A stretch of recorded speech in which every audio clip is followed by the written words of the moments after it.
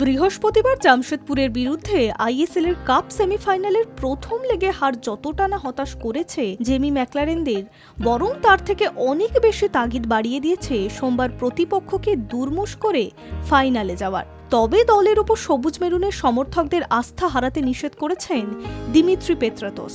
শুক্রবার সোশ্যাল মিডিয়ায় তিনি লেখেন, দলের তরফে কথা দিচ্ছি, এই হারের প্রতিশোধ আমরা মাঠেই নেব। পরের ম্যাচে আমরা দেখিয়ে দেব সমর্থকদের জন্য কি করতে পারি, শুধু এভাবেই সমর্থন করে যান।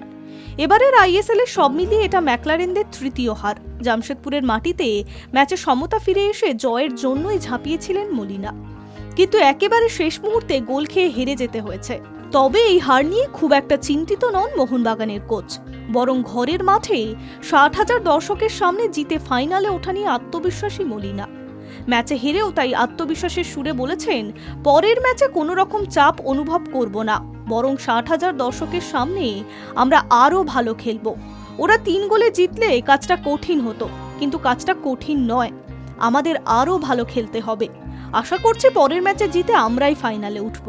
ফলাফল যাই হোক না কেন, দলের খেলায় খুশি মলিনা। তিনি বলেছেন, 20 থেকে 25 দিন পর ম্যাচ খেলতে নেমেছিল আমার দল, সেই তুলনায় মোটেই খারাপ খেলেনি।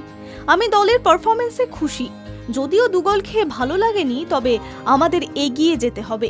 সল্টলেকে সম্পূর্ণ অন্য খেলা দেখাবো। High news network.